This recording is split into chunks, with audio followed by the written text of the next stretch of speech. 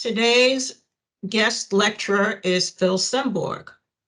He's the co-founder of the U.S. Backgammon Federation and has served as the USBGF official teaching pro for the past 10 years.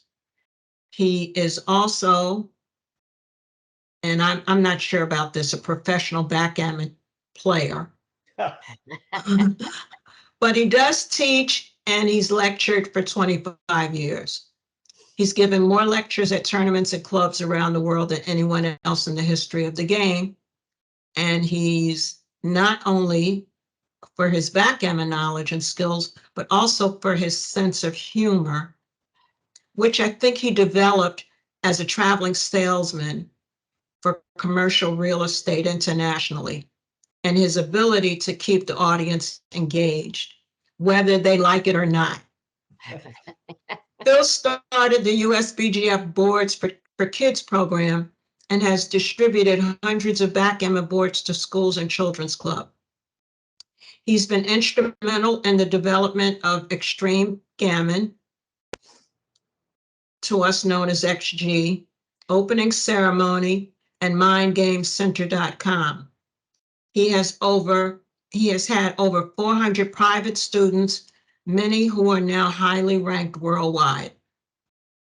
In 21, Phil was ranked number 7 on the US Backgammon Tour and has been ranked number 2 and 5 in previous years. He and Mochi, of course, number 1 in the world, not Phil, but Mochi, partner in running high-level boot camps. Phil is a graduate of the University of Texas. I'm shocked that he graduated. He's 78 years old and continues to travel the world playing and lecturing. He now lives in South Florida, plays tennis every day. And are you still swimming? You get to swim? Sure. And he's a life master at bridge and considered to be one of the top gin rummy players in the world, which he also teaches. Phil was given the Lifetime Achievement Award by the USBGF and named top promoter of backgammon in the world by the UK Backgammon Federation. So this is my introduction for my friend, Philly. Give it a go, Philly. Well, thank you, Antoinette. And Antoinette and I have been friends for many, many years, going back to when I was a traveling salesman. I made sure to get to New York often and play in Chouettes at the Ace Point Club with Antoinette and with Karen Davis. We go back 30, 40 years. We used to go out to dinner all the time. And Antoinette and Karen both taught me a lot about the game. And they lit my fire, made me want to get better because they were beating the heck out of me. And that was one of the main things that I said, these girls are beating me and I better do something about it. But a lot of guys were beating me too. So one of the things I did was I started taking lessons right away. My first teacher was Oswald Jacoby, and then Kit Woolsey and Perry Gartner and others. And I found out that that was the best way to learn, and I became a teacher and formed the Backgammon Learning Center.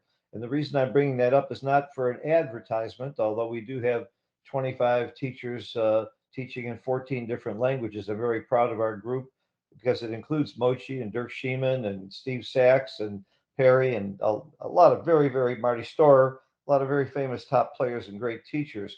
But what I'm about to show you today is not just my creation. It's a creation and a collaboration of all those people.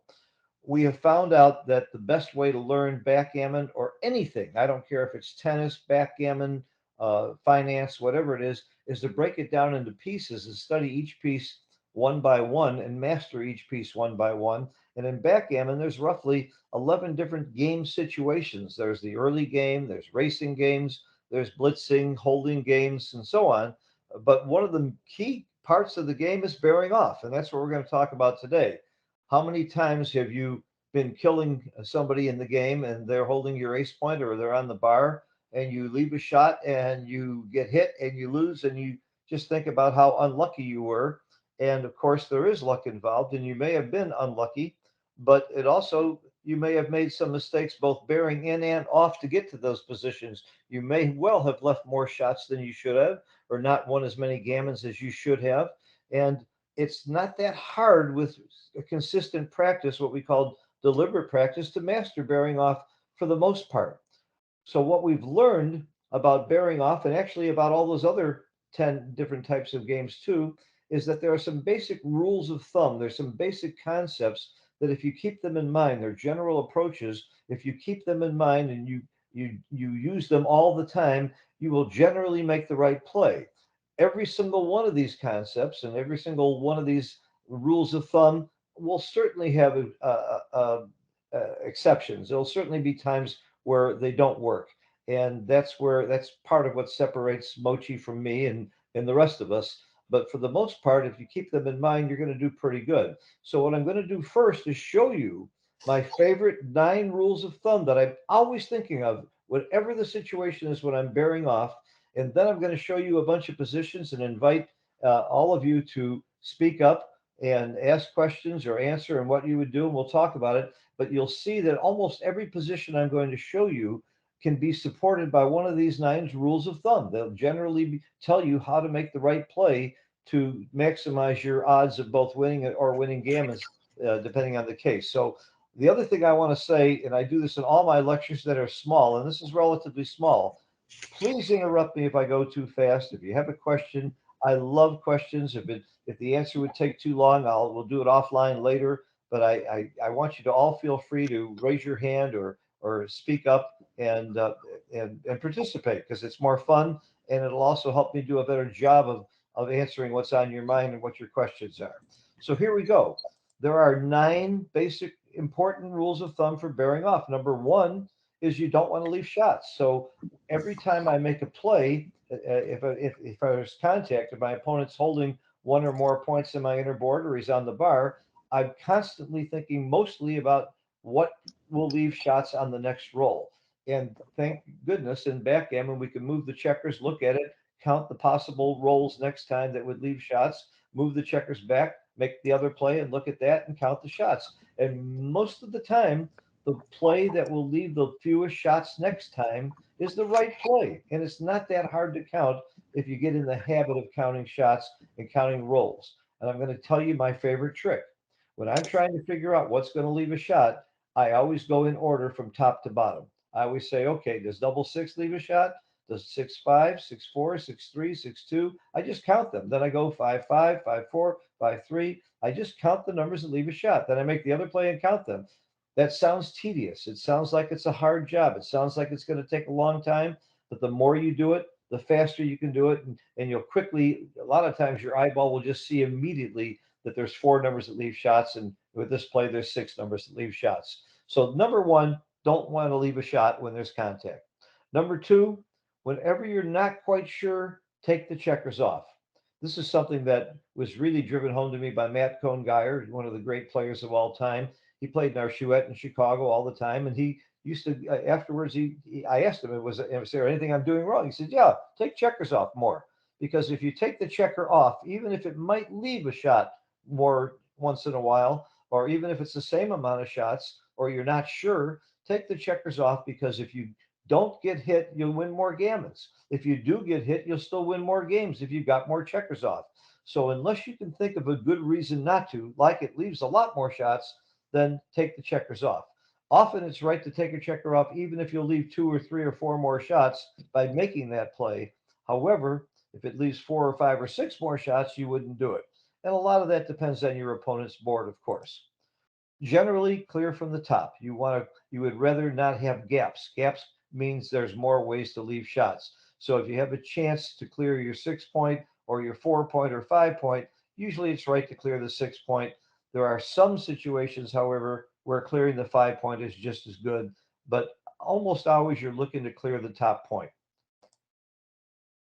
Don't leave double shots. We all know that if your opponent's holding the ace point, and if you've got 2 checkers on the 6, 2 checkers on the 5, and 2 checkers on the 4, you leave a double shot with 6 5 and 5 4, and that hurts. I mean, those double shots count twice as much. So when I'm counting numbers that leave shots, if 6 5 leaves a shot, that to me is 6 5 and 5 6 are not 2 numbers. I count it as 4, because it would leave a double shot. So sometimes I'm going to leave an odd checker on the 5 point, even though there are more numbers that leave shots if I have 2 on the 6 and 3 on the 5, but the number of times I leave a double shot is never, because I can always play without leaving a double shot. So it might be worth it. The double shot is the killer. So try to avoid that. Your opponent's board matters. You're going to see that over and over and over again. If your opponent has a great board, and if you get hit means you lose, or he's going to trap you and maybe get a second checker, you have to play much, much more carefully than if your opponent's board is crashed or has holes in it. And it's amazing how much different it is if your opponent has the 5 point open as opposed to having all 6 points made. Just that one change of having this 5 point open uh, means you can play a lot more aggressively, because if you leave a shot and get hit, 30% of the time you're going to come in on the first roll. And if you have 2 rolls or 3 rolls to come in, the odds are big in your favor, even though there's only one place to come in. So watching your opponent's board and whether or not he's about to crash or not, whether or not he's got a lot of points or blots, is going to be a big factor. Gammon considerations will change your play. If in match play, as you know, there are some scores where gammons don't matter at all. There are some scores where gammons are huge. They'll win you the match. That's going to change my plays. I'm going to peel more aggressively. I'm going to take more chances if gammons are really going to help me a lot, if I'm going to win the match with a gammon. So I'm going to, the gammon values should all know in a normal situation or a money game, as we say, is zero point 0.5. It's worth half as much as winning the game. So gammons are only half as important most of the time. But there are some scores where the gammon value is 1. There are some scores where it's 0. If I'm holding a 2 cube and I need 2 points to win the match, I don't care about winning a gammon. All I care about is clearing safely and playing safely. So watching the gammon value is very important in bearing off. It's very important throughout the whole game. When your opponent is holding the 2 point, you should take checkers off more aggressively. I'm not quite as worried about leaving a shot when my opponent is holding the 2 point as the 1 point. For one thing, I almost never can leave a double shot against the 2 point. It's very rare to be in a position where you can leave a double shot. So that's one reason you can be more aggressive. And you're going to find out that you're probably going to end up leaving a shot at some point anyway. So the more checkers you have off, the better off you are. I can't be that cavalier about just peeling my checkers off against the 1 point because of that risk of the double shot and because I don't have a place to go behind him. It's harder to bear off against the 1 point without leaving a shot. In fact, I don't know what the exact number is, but it's something in the upwards of 90% of the time you will leave a shot before the game is over. The question is, will you leave it after you've gotten too many checkers off for your opponent to win? And the question is whether or not they hit it and whether or not they have a good board. But you will eventually leave a shot most of the time. Against the 5 point, this is here's what I'm talking about. If your opponent is holding your 5 point, and this is one place where the game has changed. If you read McGrill and Roberti's books back in the day, you would not leave 3 checkers on your 6 point if your opponent was holding your 5 point. They called it double jeopardy. If you have 3 checkers on the 6 point, you can leave a shot if you roll a 6-5. If you have 2 checkers on the 6 point, you leave a shot with 6-1 and 5-1. So there's twice as many ways to leave shots. If you have 2 checkers, there is 3. So it's really better to leave 3 because you're going to leave fewer shots. And usually, when you're leaving 3, your alternative was taking more checkers off instead of moving a checker off the 6 point. So that's generally the right play. There's a couple of exceptions to that, and I'll show you them as we get into it. Any questions so far? Anybody have any questions about anything I've said? Good. Let's keep going. And my Then last I have one suggestion. yes. Would you sit up more because we only see your glasses and your forehead? How's Thank that? you. Thank you. Okay. Well, I thought I'm better looking if I'm blocked, but okay. Then, if you must leave a shot, there are 2 considerations: how many ways you can get hit, what leaves the most numbers that hit you, but also repeaters. Lots of times, it's right to leave them 6 numbers that hit you instead of 4 numbers that hit you. If when he doesn't hit you, you clear. And one of the major ways to leave fewer shots or fewer repeaters is if your opponent has 1 checker left. Let's say he's run and he's got one checker on your ace point or deuce point, hitting that checker often will leave fewer shots later, because if your opponent comes in with a 5 or a 6 or something higher, even if you roll a number that leaves that blot again, that blot isn't hit because your opponent's gone. So that's another strategy that helps you leave fewer shots later. It's not just how often you will leave the blot the next time if you don't get hit, it's where will your opponent be.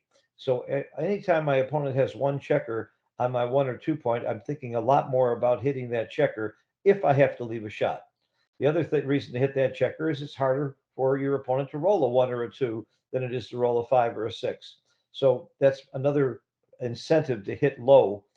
But lots of times, if your opponent has 2 points on the ace or deuce or three, and you have to leave a shot, then I'm strictly thinking about how many ways will he hit me if I put the checker here or there, and how often will I leave a shot again if he misses. So these are the major considerations. These are all the rules of thumb. And by the way, I've added to these. I think I started out with 6 rules of thumb 10 years ago, and Mochi and other people have made suggestions and added to it. And I think this pretty well covers it. If we did nothing else but you wrote these down, and of course I'll be happy to email this to anybody who wants to email me. And my email address is phil@simb.org, simb.org. It's very easy to remember. If you want to send me any questions or want a copy of this list or anything, or even some of the positions I send you, it's my pleasure to do that. So let's go from here. And now let's look at some actual positions, and you're going to see that you're going to get a lot of them right just by following these rules of thumb. Okay, so I'm going to bring up Extreme Gammon, which I helped develop. I'm very proud of the program. I think it's an incredible program. Everybody has it and believes in it, and should. It's better than any human being. So we trust it to tell us what's right, and we've changed our game a lot. We play many plays and cube actions differently than we did 20 years ago before we had the bots. Okay, so here's our first bearing off position. In each case, we're going to be white. In each case, we're bearing off to the right. And obviously, we have a 6-1 to play here, and there's no question about the 6. The 6 is forced. We're going to take the 6 off. Would anyone like to volunteer where they think the 1 should be? The 5 point. 6 to 5. Anybody have a different idea? 2 to You're 1. muted, Leslie. Leslie, you're on mute. I would play it as an ace point. Okay. Obviously, there's only really 2 logical plays. Only 6 to 5 or 2 to 1 would be right. The computer is going to tell us it's right to play 2 to 1, and that 6 to 5 is a pretty big error. You actually lose the game 3% more. Now, this is a very, very interesting concept about wastage. This is something I've studied for a lot, because frankly, I didn't understand it for a long time. But Walter Trice came up with lots of great theories about this, and then Tom Keith improved on it. Now we have several other approaches that tell us about wastage. But wastage means where you're not using the dots on the dice fully. Now, here's what happens if you move this 6 to this 5, and then you roll a 6 next time. You're only going to be using 5 of the dots. So you have lost the value of the one that you moved. It got you nothing. Now, if you move this 1 and you roll a 1, you've gotten great value from it. If you roll a 6, you've gotten great value from it. But what if you roll a 5? Well, you're still going to get all 5 dots used. You're still going to use the full dots on the dice. So when it comes to statistically how you're going to get your checkers off sooner, you are actually wasting a pip potentially if you move 6 to 5, and you're gaining by moving 2 to 1. But the proof is in the statistics. You and I have to do reasoning. We have to figure out the logic behind it. Extreme Gammon doesn't have any logic. It just played this game out when I hit the plus button about 370 times. By the way, I strongly prefer, if you're using XG, to hit plus plus. I highlighted both. It's about 6% worse. You're giving away 6% on this one play. Now, a lot of people don't think 6% is very much, but I think it's a hell of a lot for one play to give up. especially when you're going to have 40 or 50 plays in a game. And if you give away 6%, 5 or 6 times, and maybe 10% once or twice, now your opponent's the 30 or 40% better odds of winning the game when you add up all these little mistakes. So this is not such a little mistake. The concept is important. And given the makeup of your opponent's side of the board, this could easily be a 10 or 12% mistake sometimes. So recognizing the need to not waste and to use the pips properly is very, very important. I strongly recommend that everybody who plays backgammon seriously learn the Keith count. The Keith count is a formula that Tom Keith used to add on to Walter Trice's formula for racing to tell you when you should double in a race and when you should take.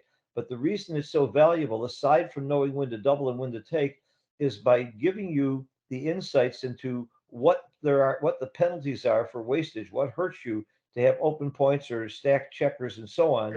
Once you learn that, you will be much better off in placing your checkers in your bear off position and bearing in as well. Any questions? If not, I'll go on. By the way, I have 22 positions. I don't know if we'll get to them all. I don't know if we have a time limit tonight. I'll try and go as fast and get through as many as possible because we can follow up with questions. Okay, we have a 3-2 to play here. And anybody, how would you play 3-2? Obviously, you could clear the 6 point, you could take one off the 5, or you can take 2 checkers off. Anybody got a thought? I probably Clear the might. 6. I think, am I muted? I don't know. Don't know is a good answer. Well, I cleared know the I'm muted. I think I know the answer to the move. Considering my opponent's home board, I think I would move from the 6 point. Okay, That's exactly what I was going to say. let's go right to the answer. That's what I would say too. And it's exactly right. This is from clear from the top. And now this illustrates a very good point. Not only do you clear from the top, but the other rule of thumb says you got to be cognizant of your opponent's board. Your opponent has a great board. Leaving a shot here could be disaster. Taking 2 off will get you more gammons. Look at this, 6% more gammons if you take 2 off. But now you have a lot more numbers that leave shots, and you haven't cleared the 6 point, and you've got a lot more work to do, and your opponent's got a very good board.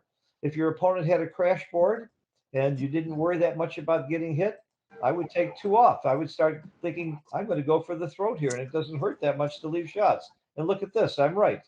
See how fast we can put this in extreme gammon and get the answer? This is a wonderful tool, and by moving the checkers around is how you find out not only what's right, but you can come up with the logic for it. And if you don't come up with the logic, you haven't learned a thing. That's what we teach at the Backgammon Learning Center. We want you to know why. I will never, ever say you do this because XG says so. I'll give you the logic and reasoning behind it. And by the way, I don't always know. Sometimes I have to shoot an email to somebody better than me and find out. Okay, in fact, I did that this morning to Marty Storer. There's something I just didn't understand, and Marty cleared it up for me. Okay, next position. 5-3 to play. Pretty obvious. I know. You go 5-2, 4 off. Very good. Almost everybody over the board will take the 5 off without thinking, and then their 3 goes to here, and now they have a double gap, and they're very, very likely to roll a 2 or a 3 or miss. And that was very good. You don't have to play the high number first. Play the 3 first, then take the 5 off, and now you only miss if you roll a 3. And the difference is huge. Let's see what Extreme Gammon says. The difference is it's a 15% blunder. You lose the game 7% more by leaving the double gap. And I promise you, I've seen this dozens and dozens of times where people just grab the higher number and take it off first. So remember, you don't have to play the higher number first. That's the lesson here. It's not one of my rules of thumb, but it's just something to keep in mind. And by the way, it doesn't come up that often, but when it comes up, it's a real blunder. Okay.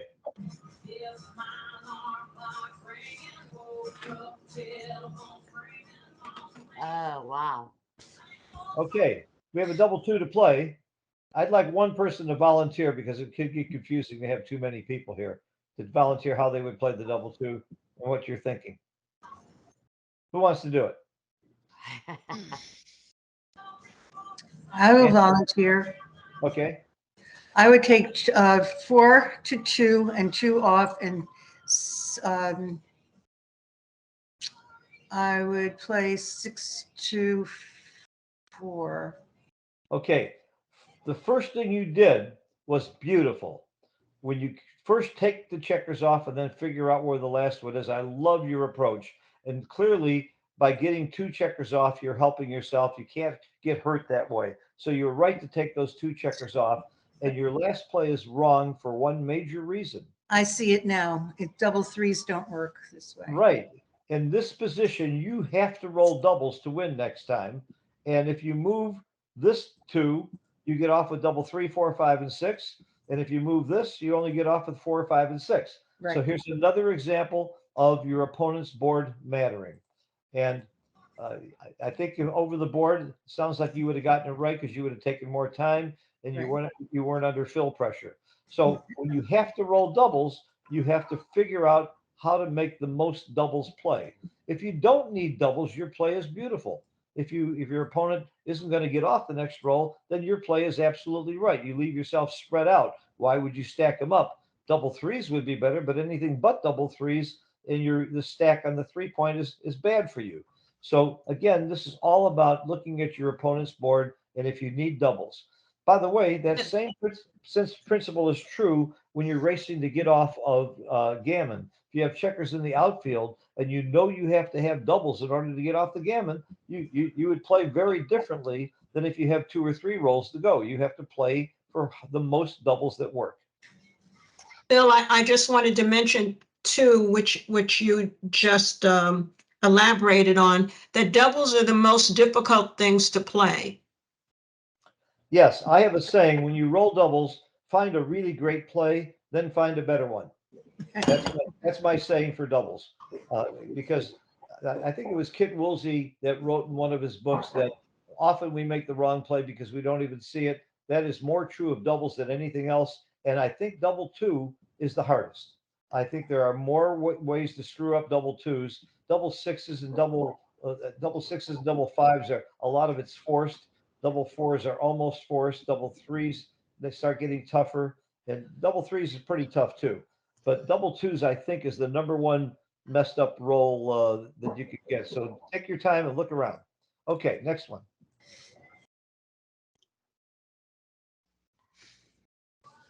All right, we have a 6-1 to play. The 6 is obvious. The 1 is at 5 to 4 or 3 to 2. 3 to 2. Very good. If you play 3 to 2 on your next roll, you will get off with 19 rolls and you'll miss with 17. If you go 5 to 4, it'll be just the opposite. So it's a very, very simple rule of thumb.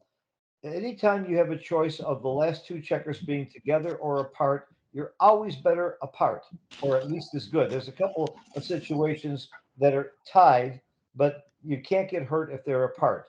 I'll give you a real good example of that. This is 7 pips, and this is worse than these 7 pips. But look at what happens with a 1-4 and a 2-3. They're both 5 pips. Here, you're obviously going to miss 11 times with a 1. If they're apart, you're only going to miss with a 2-1, 3-1, and 3-2. There's 6 numbers that miss here and 11 numbers that miss here. It's huge. So anytime, I don't have to count. I just know they're better off apart than together. Good rule of thumb.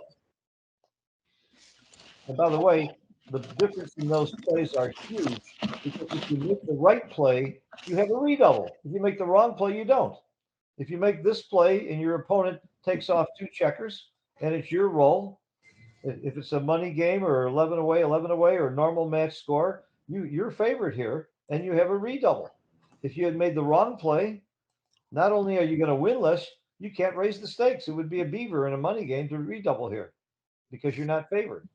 So it's not only critical for getting your checkers off, it could be critical for cube action. Okay, next one. Okay, 4-2 to play. Obviously, you can take off a checker off the 6, or you can take 2 checkers off, which is right. 2 checkers off.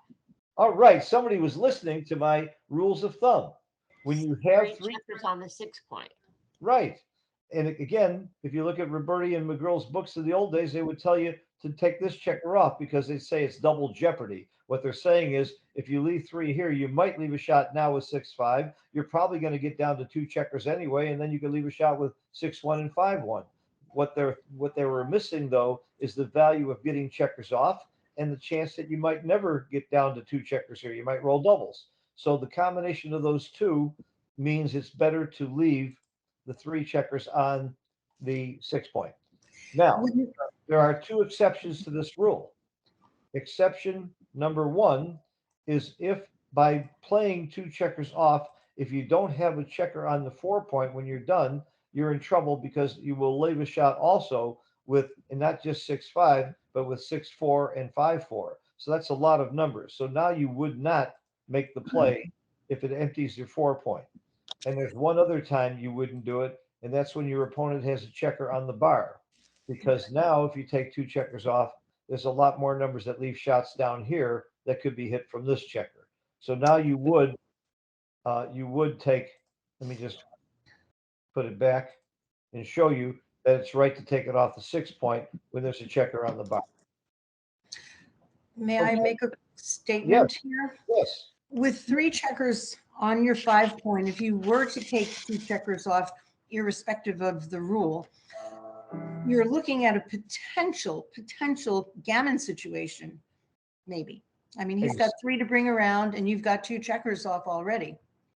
Absolutely. It's mainly because of the gammons that you do it. That's a very, very good observation. I've happened to have this that scored at a 7 point match. It's 7 away, 7 away. And you'll see that by taking 2 checkers off, you're winning 3% more gammons. You actually win a 0.5% more games by taking 1 off the 6 because you're more likely to clear the 6 safely. So the gammons is the main reason you're doing this. But there's other situations where you're also doing it to win the game too, depending on your opponent's board, the likelihood of crashing, and so on. By getting more checkers off, if you do get unlucky, leave a shot and hit it. The more checkers off, the more likely you are to still win after you get hit. But gammons is the main reason you're doing this. Very, very good observation. That means if I was at double match point, the score was 6-6 and the match to 7, I would be very, very inclined to just take the checker off the 6. A little different. Okay. It's like I said, all of our rules of thumb have exceptions. And I love the exceptions. Instead of getting mad, that's what means that means the more I study, the better I'm going to be than the people who don't study. Yeah. All right. You have a 4-3 to play here. You're white. Do you play checkers off the 6 and 5, or do you take a checker off? Obviously, if you take a checker off, you definitely would move off the 6. This would be way too awkward and way too many shots compared to this. No checkers off. No checkers off. Okay. No checkers off is safer. But I told you earlier about that open 5 point. You have a lot of gammons to win here, and the risk is worth it. You don't leave that many shots by getting a checker off. And getting 1 checker off is big. The reason it's big is this. You have 15 checkers. If you leave yourself with 14 checkers, you're off in 7 rolls, assuming you don't miss and roll doubles. So on average, you'll get off in 7 rolls. But if you leave yourself 15 checkers, that's 8 rolls. 1 more whole roll will cost you a lot of gammons. Right. In this particular situation, it's costing you 8% gammons. Now, again, we're right that if you do take no checkers off and play safer, you will win the game more. Look, you win the game about 1.5% more. By the way, lots of people who have extreme gammon, their extreme gammon looks like this. They have these bars here. I hate that. I can't tell exactly what the wins and gammons are unless I put my cursor over it, and then I can't compare them. So get rid of that. Right click and hit display winning percent as values. And now you can see wins, gammons, and backgammons for each party. And you can see the logic. You can start to figure out why we're doing what we're doing. Here it's about gammons. Now, what if your opponent had a perfect board? Now I'm more scared about losing the game. Now I'm not going to take any checkers off. And here it is. It's right. I see. Now, every time I change the position and show you the play, I'm getting it right. And I'm not the smartest guy in the world, but I get almost every single one of these right because I'm using the rules of thumb. It's that simple. This is a part of the game that most of us can, I wouldn't say master, and I'm not about to say that I've mastered it, but we certainly can do pretty good and get almost as good in this position as Mochi. This is not where he can have an edge on us if he's using the same rules of thumb that we are. So just have to practice it and think about it and you'll get them right. Okay. Now white has a 4-1 to play, and I'm not going to ask an opinion because there are so many different ways to play this, and it can get very complex, and I don't want to take that much time. But one thing we know is you're going to have to leave a shot. And as I said to you earlier, you have two goals. You want to leave the fewest ways to get hit, because when you get hit here, you're in really bad trouble. Just look at your opponent's board. And you also want to leave the fewest repeaters. So there's obviously, in my opinion, only 3 logical plays. One play is to hit and bounce. 6-2, 6-5. Oh. You can hit and bounce, but I don't like this because you get hit with 6s, with double 2 and 4-2. So that's 11 6s, and double 2 is 12, and 4-2 is 14. That's 14 shots. That's a lot of shots. Also, if he doesn't hit me, I see a lot of return shots here. If I don't roll a 1, there's a lot of numbers that'll leave a shot next time. So I ruled that one out immediately, but I want to look at them all anyway. And that's what you should do. What about 6-2, 6-5? 6-2, 6-5. Who said that? Becca. Becca, very smart. 6-2, 6-5 is the right play. There's only 11 ways to get hit.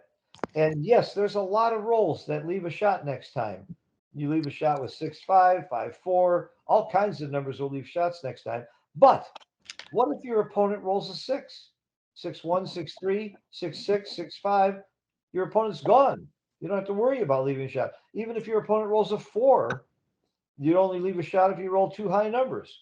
So this gets your opponent out of your hair. I talked about this earlier, and it sounds like somebody was listening. And I'm really thrilled when I give a lecture or a lesson and somebody picks up on it and listens. Now, you may have gotten this right before this lesson, but you certainly got it right this time. It was a beautiful, beautiful play, and it's right by a bunch. Again, I'll show you what Extreme Gammon says. Oops. Here's the original position now, and it's right by quite a bit. It leaves the fewest number of shots and the fewest repeaters because you're getting him off that low point, and he might come in high. Also, it doesn't leave that many repeaters anyway. There's many rolls. If you get lucky next time, I'll show you how the position looks afterwards. You can get lucky and roll a 1 and clear this up, or a 2. You roll a 5-2, 6-2, 6-1, 6-5, 4-1, 4-2. I can go through all the numbers. There's a lot of numbers that don't leave shots, even if your opponent dances with double 1 or double 3. Very good, Becca. Thank you. And I haven't seen you at a tournament for a while. It sounds like you should be coming back. I'm coming back. Good. Okay.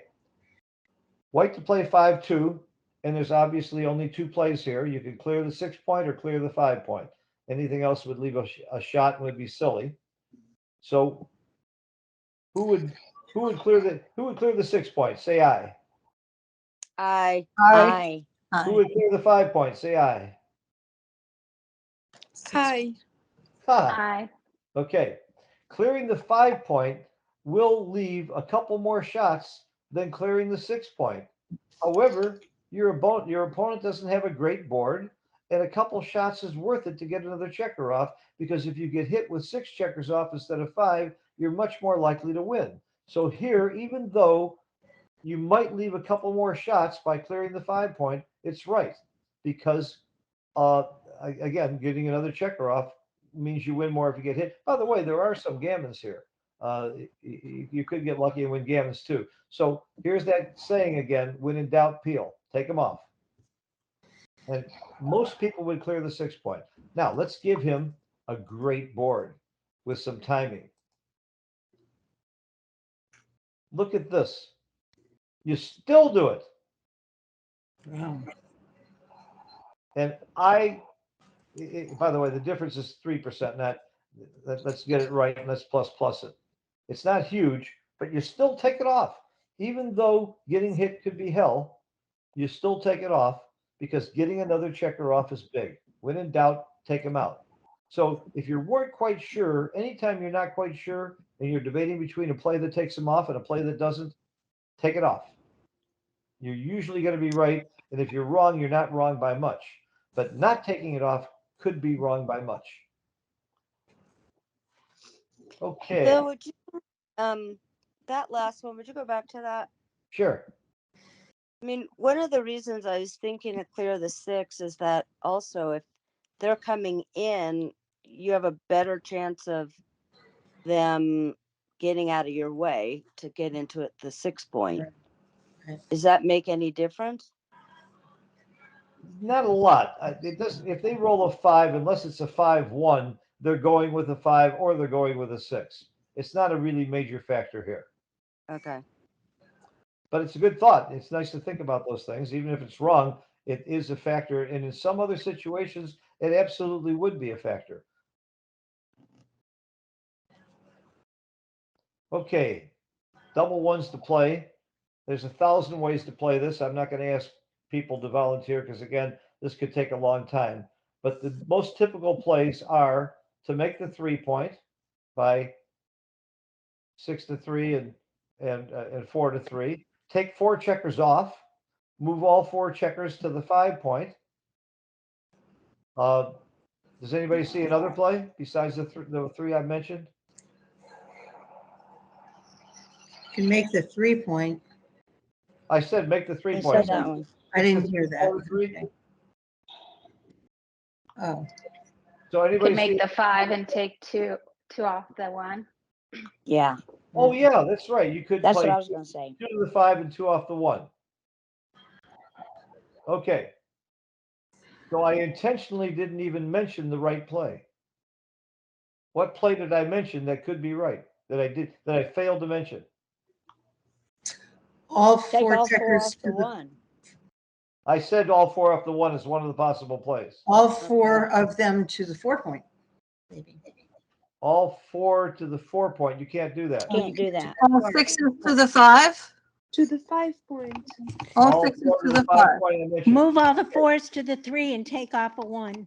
All right, that's the play I didn't mention, and that's the play that's right that almost nobody sees. Oh, It's, wow. it's a funny play. Now this looks stupid to me. I didn't even consider this play when I saw this. This is a position that came up in a tournament. I was playing Malcolm Davis. I made this play, and Malcolm was one of my mentors and a very close friend of mine. I miss him dearly. But after I made this play, Malcolm said, "Take a picture because I want to talk to you about it later." He was kind enough to alert me that I had made a big mistake. I took 4 off, by the way. And I afterwards, I understood on my own why this play is right. If you look at this play, as goofy as it looks, there isn't a single roll that leaves a shot next time. And you also got rid of the second checker, this checker that he had on the 3 point. When he's got 2 checkers together, the chances for your opponent to get a double shot go way up. Now your opponent might come in with a 2 or might come in with a 4 or 5. They won't get anywhere near as many shots or double shots as if they. Wow. Hitting also wins you more gammons. It slows them down. And this is a play that I never, ever even thought about over the board. And look at what Extreme Gammon says. Well, I thought about it, but I thought it was wrong. Yeah, because it That looks was the bad. play It I looks meant. terrible. I didn't even, never occurred to me. And by the way, look at the numbers here. Red, these are blunders. Oh, anything over 8% is a blunder. Anything but that play is a monster blunder. Wow. You win a lot more games and gammons with this play. Now, what does this illustrate? This illustrates, I think, one of the most important things, and I think it was Becca that mentioned it earlier. When you roll doubles, look around. There's a lot of ways to screw it up. No, it was Antoinette. I'll give Antoinette credit for that. Doubles is the hardest to play. There's so many different ways to play this double 1.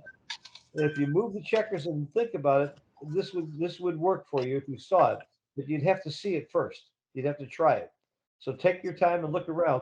It's not always obvious what the right play is, but this play is monstrous. And don't feel bad. I've shown this play to many, many people, and I think I've had 400 students. I haven't shown this to all 400 students, but I've probably shown it to 200 students, and maybe 4 of them got it right. So don't feel bad. And many of my students are top open players. Okay, let's go on. It's a cute position. All right, you have a 4-2 to play. The 4 is forced. The question is, do you take another checker off or do you play 4-2? 4-2. 4-2. Okay. Now, got an open 6, so I would say take the 2, right? Uh-huh. Yeah, I was thinking take off the 2. Yeah. No, too many shots. He dances, it's a lot of shots, maybe. Well, let's give him a much worse board. Now, do you take 2 off? Yes. Yes. Yeah. It's still wrong. Oh. No, I'm sorry. It's real close with a bad board.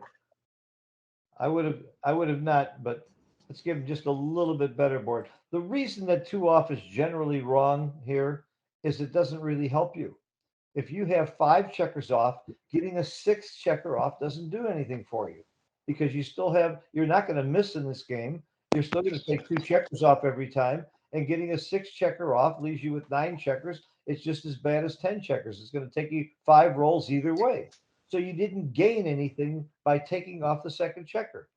So again, I know say when in doubt peel, but here there's no reason to peel. Now, let's do it this way. Now taking a second checker off does give you save you a roll. There's a reason to peel, even though it leaves some more shots. First of all, he might come in with a 5 or a 6. Second of all, you might not leave a shot. Third of all, if you leave a shot, he might not hit it. And fourth of all, if you leave a shot and he hits it, you might still win. So now you should get that 5th checker off. So it really matters how many checkers you have off. Be conscious of that. If you're not going to miss, having an even number of checkers off is no bet. It doesn't help you any if you're going from odd to even. It helps a lot to go from even to odd. Does everybody understand that concept? Yes. Yes. Comes up a lot. I see this mistake all the time. Phil, Yes. on this example, if you take 2 off here and your opponent fans, on the next roll, your opponent leaves a shot on the 4 point. So say, for example, the opponent rolls 4-3. So now black hits, and you have how many checkers off? Okay, you roll 4-3. You got 6 checkers off.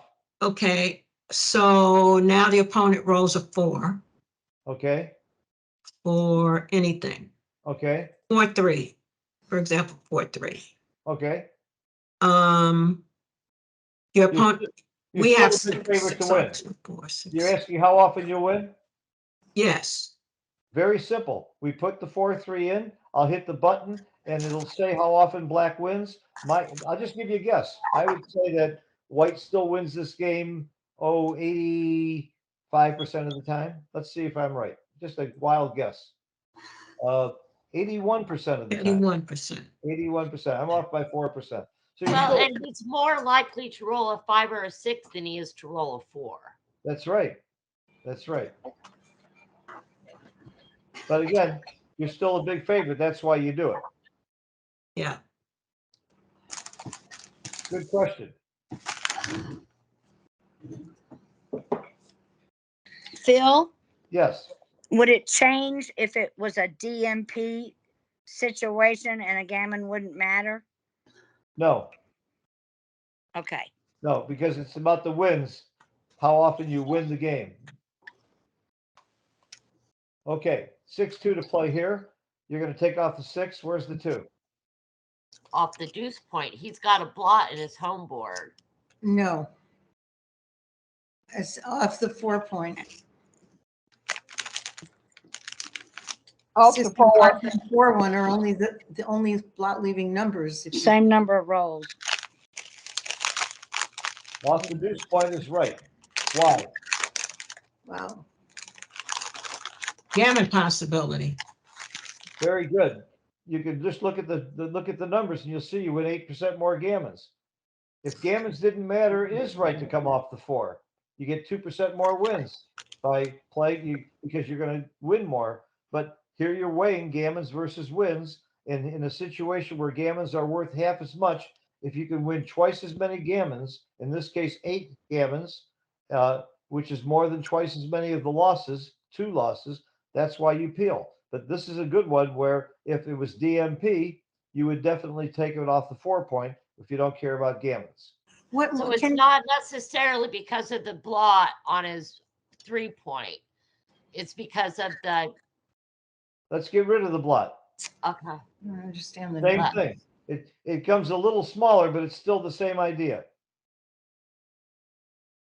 I can often get the play right, but for the wrong reason.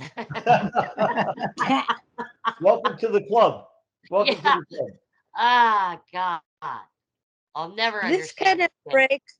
Wait, hold on. This kind of breaks your other rule, though, right? Because you're taking 2 off and leaving that risk, but you're not going from. I mean, you still have that extra checker. Oh, that's a brilliant observation.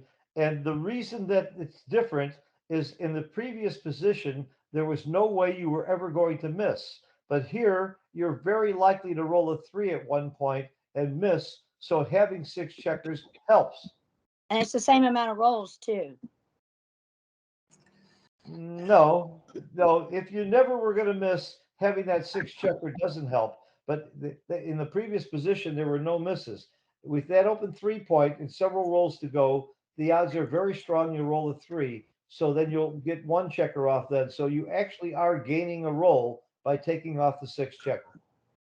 But that was a great question. I was hoping no one would ask it because it's kind of a complicated concept. But do you understand it? I think so.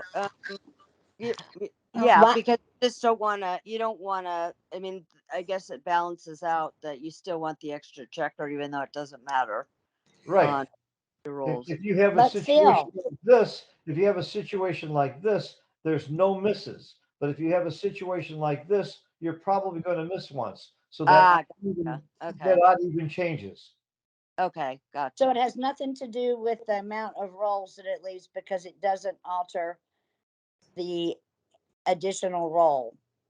It has everything to do with the amount of rolls that are likely to happen that would get your checkers off.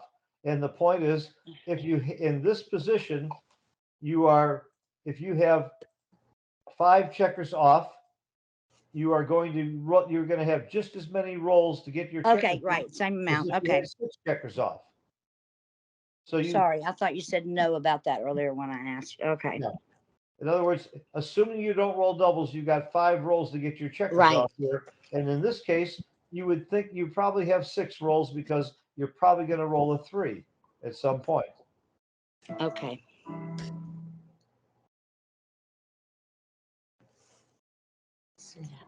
This is going to be recorded, It right? would have to be of 3 right away.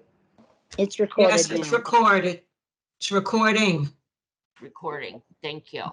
And it'll be on our website. It'll be on our website if you need to view it again. Yeah, sometimes I have to go over the same material 5 times before it really resonates. Okay, well, it will be on our website for you to do that. Can I just make a comment here? Because this last position really confuses me because it looks to me like if you took 1 off and moved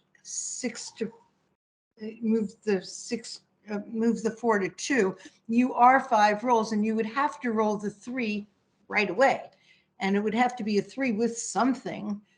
And he's got a blot, and he's got 2 checkers to bring around, which is 6 rolls about, and 1 more roll to get something off. You're still going to probably gammon him, and it seems safer to have just the 2 checkers on the 4 point than it does to have 3 on the 4 point.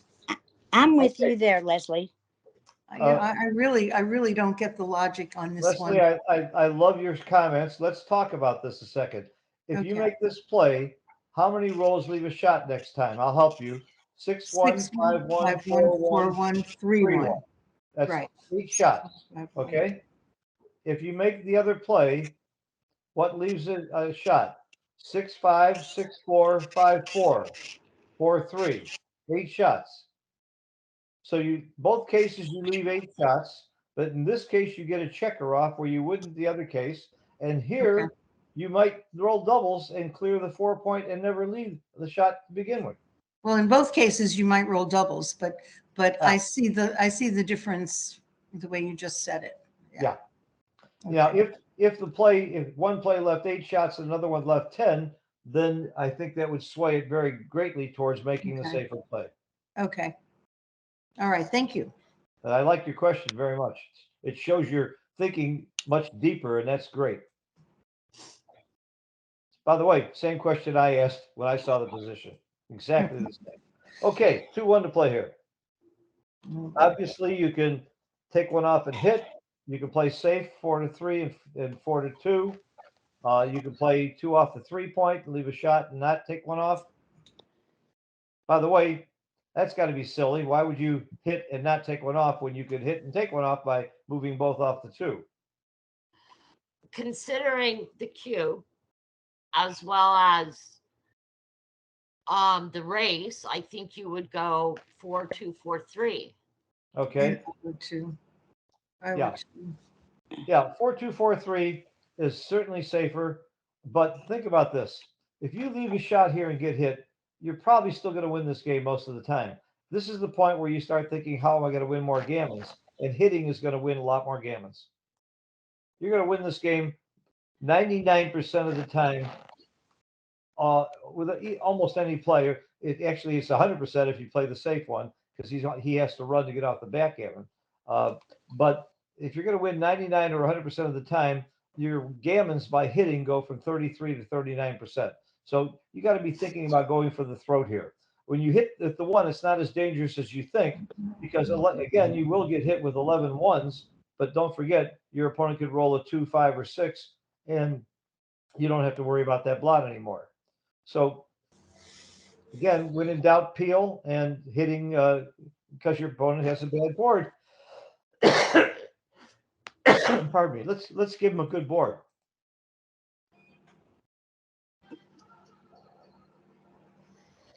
Now look at this. It'd be a blunder to hit because you could lose the game. Oh, hell yeah. Don't do that. Yeah. So in this other position, a good friend, some of you may remember Kenny Bond. He's the sweetest guy that ever played backgammon. Good friend of mine. But when he played backgammon, he used to have a saying, when your opponent's hardly breathing, step on his air hose. So I love that. This is a step on his air hose play. This is going for blood. Go for the gammon. Okay.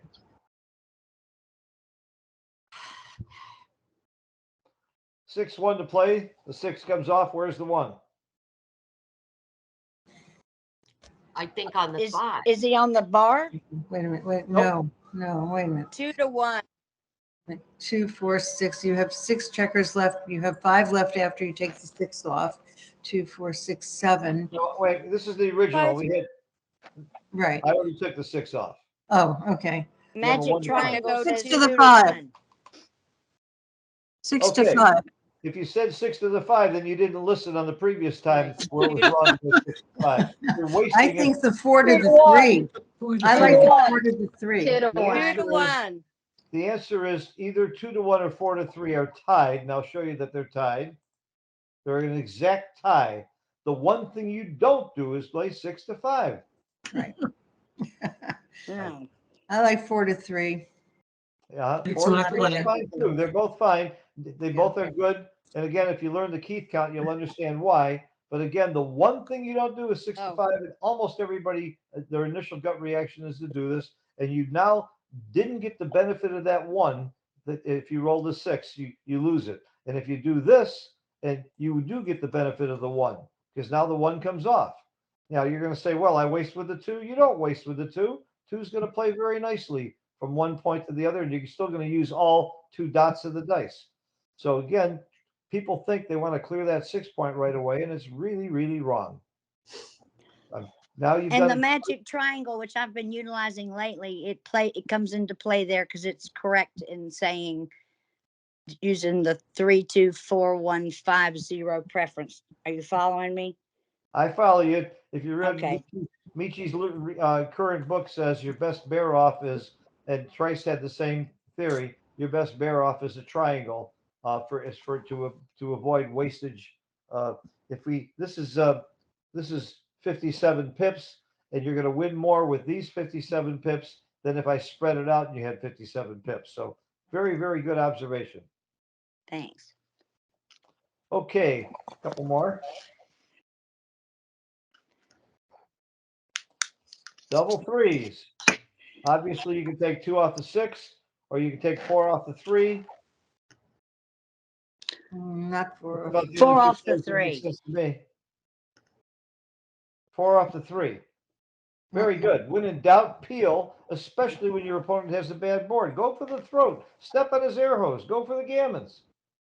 You win more gammons and you win about the same number of games. You actually win more games because even if you leave a shot, you're gonna win more by having more checkers off. So again, if there's any doubt at all, do it. Now, if he has a really good board, would that change your play or not? yes. Yes. You're right. Now you take him off the 6 because you don't want to. You want to clear from the rear. It's going to be less chances of leaving shots. God, you guys are getting good. There's something to be said about if he has a good board and you don't clear from the back, he has to break his board with some of his numbers that he would otherwise be moving out from your board. That's In other words, absolutely a point that he would, from this position, he'd have to break his board or run. But even Right. if he didn't have to break his board, let's give him a board Oh. where it still gets, you're still dead if you get hit and he doesn't break his board. The point here is that it's still hurt. It's how much you get hurt if you get hit. I would still take him off the 6 point. Oh, I would too there, but you had them all inside and he had a closed board with those 2 checkers in the back, and he was either going to have to run away from you or break his board at that point. Right. That was my only point. Right. But my point is you're peeling whether he could break his board or not. You're peeling because getting hit hurts as long as he has any kind of a good board, whether it's breakable or not. You're still gonna do what wins the game most when you're in trouble. Okay. Phil, what's the difference in what does XG say the difference is from taking all 4 off the 3 or playing it safe? What's the difference in your the gammon possibility? In the original position, I think Yes. it'd be about 6 or 7%. Let's take a look. 6% more gammons by peeling. Okay. Okay. And by the way, I'm no genius. I didn't do that by any calculation. I did it from memory because I've seen this position a couple hundred times. Eventually it sinks in. And I have to tell you a secret. When I see really top players like Mochi, Neil Kazaros, Frank Talbot, I talk to these guys, John O'Hagan, all the time, and they come up with numbers quickly. They're not doing any calculation. They just remember positions by putting it in repetitively. They have great memories. The 2 things that I know that all really top backgammon players have, they have great math skills and they have great memory. And of course, they also have great gaming skills. Mm-hmm. They don't necessarily have good gambling skills, though. I can tell you all kinds of stories about top players that were just horrible gamblers. Oh, Skills. quite a few. Quite a few. Yep. I'd like to ask a little question here. What if you Sure. did not have 4 men on the 3 point? Then what would you do? Well, how You many had would you 3 have? men. 3. 3 men? Yeah. I'd probably peel and go to the ace. I'll take 3 off and go 4 to 3 is my guess. Let's see. Well, it wouldn't be 4 to 3, it'd be 4 to 1. Yeah, No, I would that would leave still too many take 2. shots. I would Yeah. still take 2. Yeah, and 3 into the ace is the second best play. I would have made a 3.8% error here. By the way, now you know why I'm teaching instead of playing for a living. Those who can do and those who can't teach. If I got them all right, I wouldn't be wasting my time doing teaching. But I teach an average of 2 to 3 hours a day, and that's how I make a living. That plus a few other side things like boards and software. Okay, let's go on. Okay. 19. Thank you. Thank you. Good question. And by the way, if I thought about it longer, I still would have gotten it wrong. Okay, 4-1 to play.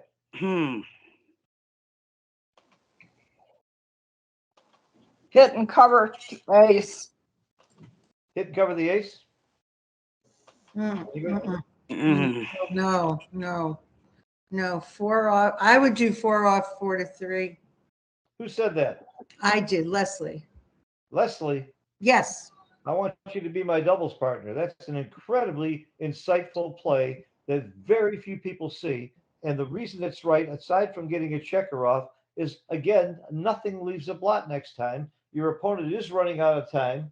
The play of hitting and making the ace point will get you a couple more gammons. But look, gammons are very small anyway. It gets you 5% gammons instead of 2.7% gammons. This is all about how to win the game.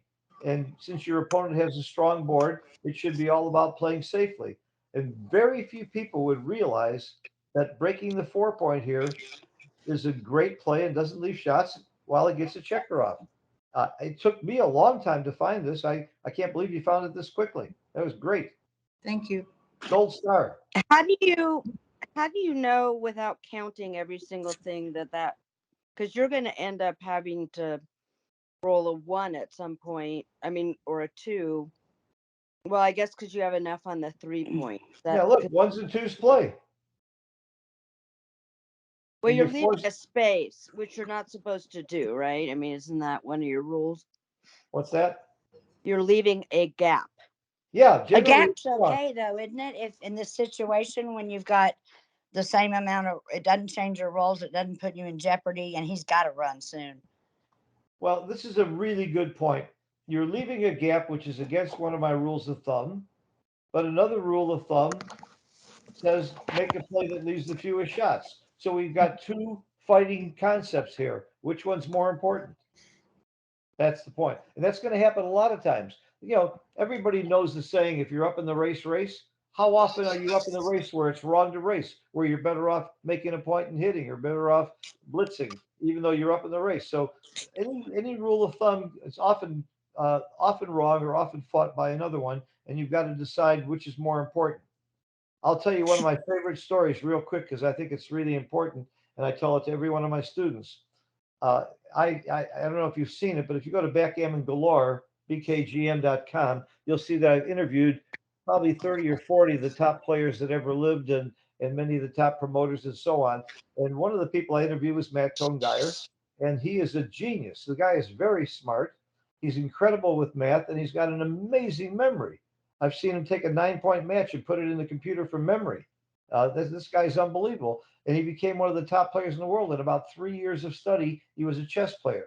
So I said to him, which of those three things do you think gives you this big edge that made you such a great player? Is it your memory? Is it your math skills? Or is it your intellect? He said, none of the above. He says, I think my biggest edge is finding what the key issue is and focusing on the key issue. And ever since he said that, it's changed my game. I've given this to every one of my students. I often bring it up in lectures. What is the key issue? Here, the key issue isn't gammons. The key issue is don't leave shots. And what play leaves the fewest shots? Now, I wouldn't have found this unless I focused on that and then moved the checkers around and started counting. Now, somebody earlier just asked the question, how do you do this without counting all the numbers that would leave shots? That's kind of a tedious thing. Well, the more you do that, the less you have to do it. Because I spent all this time looking at different positions and counting shots, it took me 2 seconds to look at this and see that there isn't anything that leaves a shot.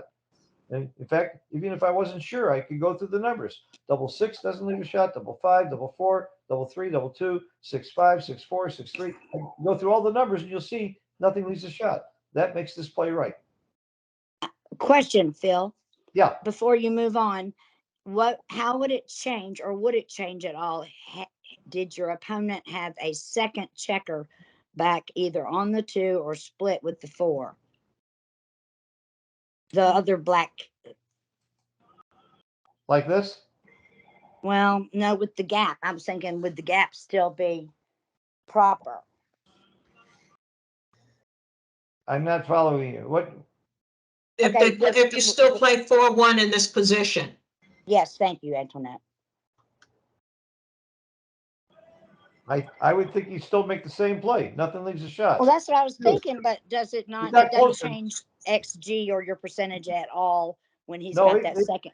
It did get closer. That second checker did make it get closer, and there's a reason for that because now with a second checker, gammons do matter a lot more, and he will be able to run with one, and still he's going to have a checker here for a while. With one checker back, if you delay leaving that shot, eventually this checker's got to go because he's going to be forced out with sixes and forced to get off the gammon. So you're right. That second checker does make a difference. It didn't make a. It made it kind of close, actually. It was still right, but it's pretty close. Okay. And this is how you learn and understand these positions. You did the right thing. You might ask, how does it change if his board's crashed? How does it change if he has a blot? How does it change if I don't have 3 checkers off, if I've only got 1 checker off? All of these variations could easily change it.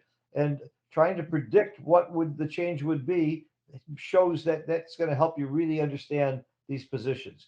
You're probably not going to see this exact position again for a long time. And when you see it, you won't remember it. So that's why you got to learn the logic, not try to memorize the play. Walter Troy said there's over 1 trillion legal positions in backgammon. You can't memorize 1 trillion plays, but you can learn the concept and try to apply it. That's what it's all about. That's how we teach. Bill, Yes. Bill, would you show some of us how to change the positions on XG? Oh, Yes, To with move the the positions mobile. around. Oh, sure. First of all, if I want to take all the checkers off, I hit this button, put them all back onto the starting position. I hit this What button. button? You see where my cursor is? No. Lower Yes, left, Down thank you. at the Yes, bottom, yes, under yes. player 1.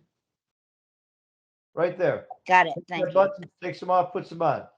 If I want to put a white checker here, I left click. If I want to put 3 white checkers here, I put my cursor where the third would be and left click. If I want to put a black checker here, I right click. If I want to put 5 black checkers here, I put my cursor where the 5th checker would be and right click. Oh, I made a mistake. I only want 3 checkers there. There. I want to get rid of all these checkers. Click on the edge. What about on the mobile version? Because that's the only one that people with Macs can access on their phone. Because yeah, he said for years he'd have the Mac version soon, and 10 years later we still don't have it. So how would I do that on the mobile for XG? On the mobile version, it's a little different.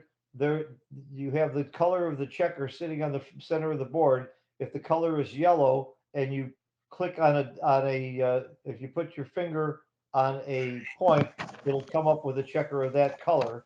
And if you want to change the other color checkers, you change the center thing also. Now, as far as XG goes, there's a lot more to XG than most people know. There's thousands of different features that you would never find on your own or would take you a long time. I sell a video. He never made a video or an FAQ. He said instead he wants people to buy a video from me, a 1-hour video, and I use the money to buy boards for kids. So if you want that video, it's 1 hour. It tells you everything about how to do XG, not mobile, but everything how to use the XG. And it's $25.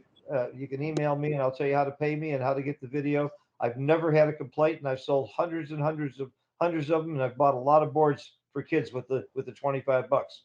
Does Yeah, that XG doesn't work for everybody anyway. It doesn't work for me. I mean, mobile.